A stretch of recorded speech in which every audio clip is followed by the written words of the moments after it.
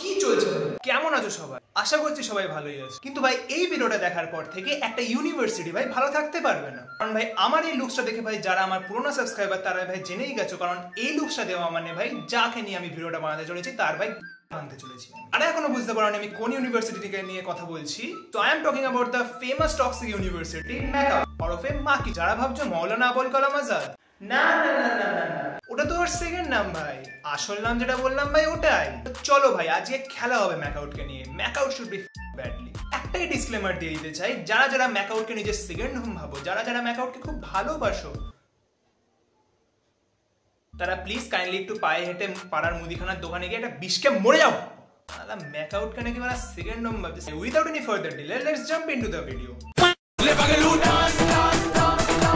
এই সময় পুরো উড়ছে আকাশে, পাপা কি পড়া হয়ে গেছে, চুলে লাল নীল রং করে কলেজে আসছে, দেবদার মতো গেটের পাশ দিয়ে ঠিক এন্ট্রি মারছে, এক্সপেক্ট করছে মেয়েরা সব ঝাঁপিয়ে পড়বে। ডেইলি ক্লাস অ্যাটেন্ড করছে, চুলে জেল মেরে দাড়িতে তেল মেরে আসছে কলেজে। ফেসবুক ইনস্টাতে আননোন মেয়েদের কমেন্ট করে বলছে, হে হানি আমি এই বালের কলেজে পড়ি, তুমি এত অ্যাটিটিউড দেখাচ্ছ কেন, প্লিজ টেক্সট মি। তুমি কি বয়ফ্রেন্ডের সাথে বিজি আছো? তুমি জানো আমি কোন কলেজে পড়ি? ভাই বালের কলেজ কেন বললাম সেটা ভিডিওটা যত এগোবে তত তোমরা বুঝতে পারবে, তত তোমাদের আরো ক্ল্যারিফিকেশন হবে জিনিসটা নিয়ে। তো এখনই জাজ না করে ভিডিওটা পুরোটা দেখো। কলেজ বা ইউনিভার্সিটির সাথে রোম্যান্স পিরিয়ডটা থাকে ভাই মেনলি 3 থেকে 4 মাস, বা আরো স্পেসিফিক্যালি বলতে গেলে ভাই সেমিস্টার এক্সাম অবধি, তো স্পেসিফিক্যালি বলতে গেলে এন্ড সেমের রেজাল্ট অবধি। তারপরে শুরু হয় দাবানো। তুমি কামের ফাঁদে পড়েছো। এইবারেই তো চাদু জমবে খেলা। একটা স্টুডেন্ট এই ইউনিভার্সিটির আন্ডারে কলেজগুলোয় অ্যাডমিশন নিতে না নিতে হঠাৎ করে একদিন নোটিস পায় যে কাল থেকে ইন্টারনাল এক্সাম শুরু। ইয়েস ভাই, ইউ হার্ড দ্যাট রাইট। কাল থেকে কলেজের কাছে স্টুডেন্টদের প্রিপারেশনের প্রায়োরিটি অ্যাডভেঞ্চার। সেখানে যদি স্টুডেন্টের জিরো প্রিপারেশন হয়ে থাকে ফর দ্য এক্সামস, তাতে কলেজের আর ইউনিভার্সিটির পাল্টাই ছেড়ে গেল। কারণ ভাই এই ইউনিভার্সিটি স্টুডেন্টদের ভালো না না না, ইউনিভার্সিটির একটা সিম্পল পলিটিক্স আছে। আসো তোমাদের বুঝিয়ে দিই। ইউনিভার্সিটি জানে যে ম্যাক্সিমাম স্টুডেন্টসরা স্কলারশিপ পায় তাদের মেরিট বেসে, তাই জন্য এই ইউনিভার্সিটি এত বাকচুদি করে, এরা ইচ্ছাকৃত নিজেদের পলিটিক্স লাগিয়ে একটা স্টুডেন্টকে ফেল করিয়ে দেয় জাস্ট টু ক্যান্সেল দেয়ার স্কলারশিপস। তাতে সেই স্টুডেন্টটাকে তার বাপ মার খেটে অর্জন করা কষ্টের টাকা এই ফালতু ইউনিভার্সিটির পেছনে লাগাতে হয়। কথা কি ক্লিয়ার না ভেজাল আছে? কি বন্ধু বুঝলে পলিটিক্সটা? It's as simple as that. তাই জন্য ভাই এই ইউনিভার্সিটির আন্ডারে কলেজগুলো একটার পর একটা এক্সামস নিয়েই থাকে, আর দুটো কনজিকিউটিভ এক্সামস এর মধ্যে গ্যাপ। হাসালে ভাই, ওটা তো ভাই এক্সিস্টই করে না ভাই ইউনিভার্সিটিতে। রাদার এই ইউনিভার্সিটি একদিনেই সব এক্সামগুলো করে দিতে পারলে বাঁচে। একটা এক্সাম শেষ হতে না হতেই চলে আসে আরেকটা এক্সাম, তারপর আরেকটা এক্সাম, তারপর আরেকটা এক্সাম, তারপর আরেকটা এক্সাম। কিন্তু ভাই এরই মধ্যে থাকে প্র্যাকটিক্যাল এক্সাম আর ভাইভার ঢ্যামনামো।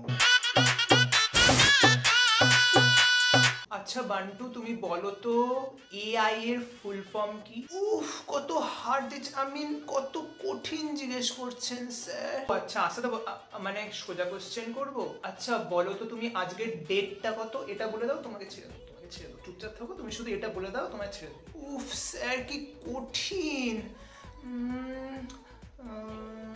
24 তারিখ স্যার। ঠিক বলেছি? এই তো ক্ল্যাপস।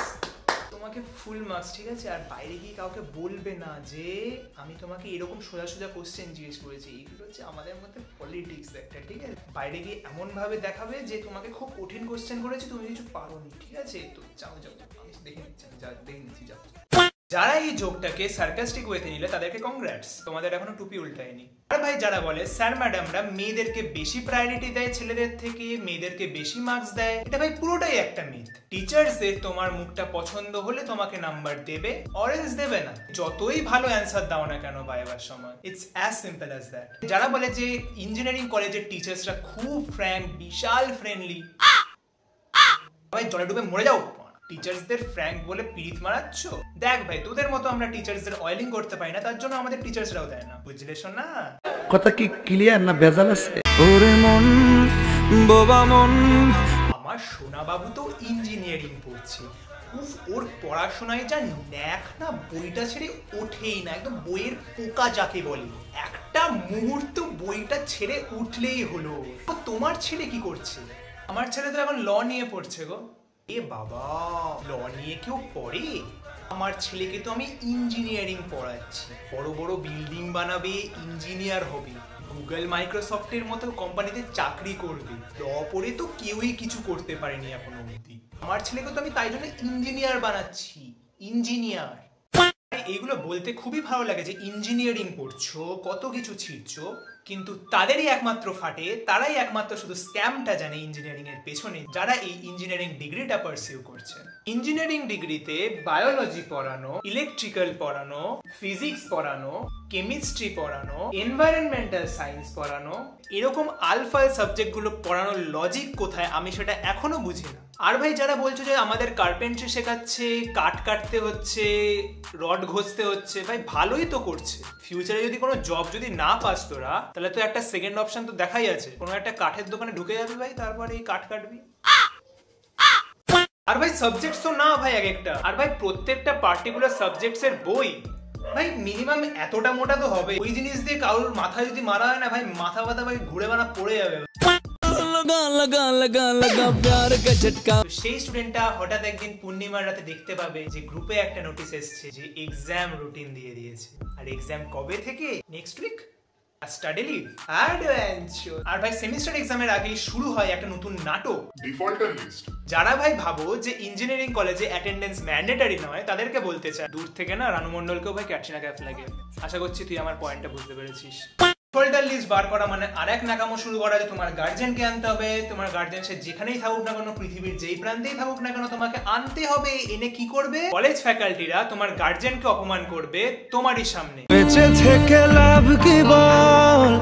এবারই তো আসে ইঞ্জিনিয়ারদের আসল ক্রিয়েটিভিটি। সারা সেমিস্টার না পড়ে এক্সামের আগের রাতে পুরো বই শেষ করার ক্ষমতা একমাত্র ইঞ্জিনিয়ারদেরই আছে। পুরো অর্গানাইজার পড়ে যখন তুমি এক্সাম হলে এক্সাম দিতে যাবে, কোশ্চেন পেপারটা পুরো একবার রিড করার পর তোমার একটা কথাই মাথায় আসবে, জীবনে কি এত কপাল খারাপ ছিল যে আমাকে ইঞ্জিনিয়ারিং করতে হতো? ইঞ্জিনিয়ারিং চুজ করাটাই আমার সবচেয়ে বড় ভুল হয়েছে।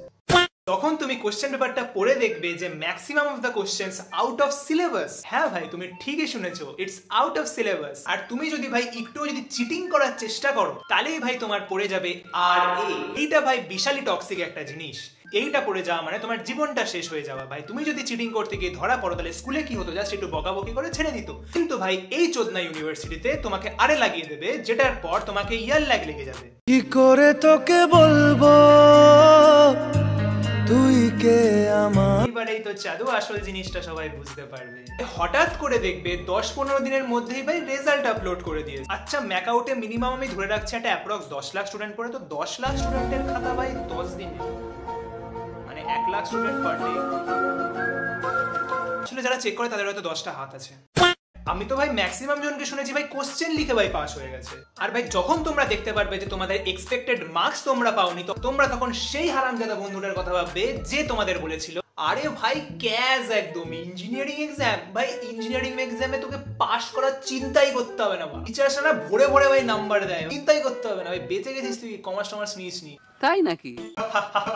এই ইউনিভার্সিটিতে ভালো এক্সাম দেওয়ার পরেও ভাই টেনশন থাকে ফেল করে যাওয়ার। ইউনিভার্সিটিতে 70 মার্কসের কোশ্চেন অ্যাটেম্প করার পরেও টেনশন থাকে ব্যাক পেয়ে যাওয়ার। ইউনিভার্সিটিতে এক্সামটা দেওয়ার পরেও টেনশন থাকে যে আদেও কি আমার কপিটা চেক হবে কি না, কথা কি ক্লিয়ার না ভেজাল আছে? আর ভাই যারা বলে যে ইঞ্জিনিয়ারিং পড়তে ভাই কম খরচ লাগে, শুধুমাত্র কলেজ ফিসটাই এনাফ, আর বিশেষ করে ভাই প্রাইভেট কলেজগুলো, এখানে ভাই 5 লাখ টাকা ফিস হলে এক্সট্রা 2 থেকে 3 লাখ টাকা তো ভাই সোসাইটির পেছনে টাকা খরচ করতে করতে আর এক্সাম ফিস দিতে দিতেই বানা কেটে যায়। 1 মাস অন্তর অন্তর ভাই চলে আসে সোসাইটির কিছু মেম্বাররা, আর ভাই তারা শুরু করে দেয় হুমকি দেওয়া যে টাকা যদি না দিই তাহলে নাকি অনেক কিছু ছিঁড়ে ফেলবে। কিন্তু আসল জিনিসটা কি? কিচ্ছু ছিঁড়তে হবে, তারা ভাই বালটাই ছেড়ে শুধু ভয় দেখানোর কাজ। ফার্স্ট ইয়ারদের নান্না মুন্না ছেলে মেয়েদের পেয়েছে, তাই জন্য একটু মারছে আর কি।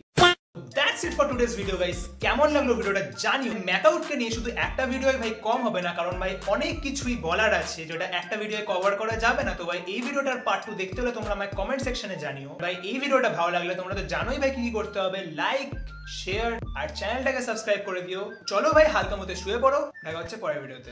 বাই। সানডে দিলাম শিলাকে, মানডে দিলাম মোনাকে, টিউসডে ডেটিং টিনাকে, ওয়েডনেসডে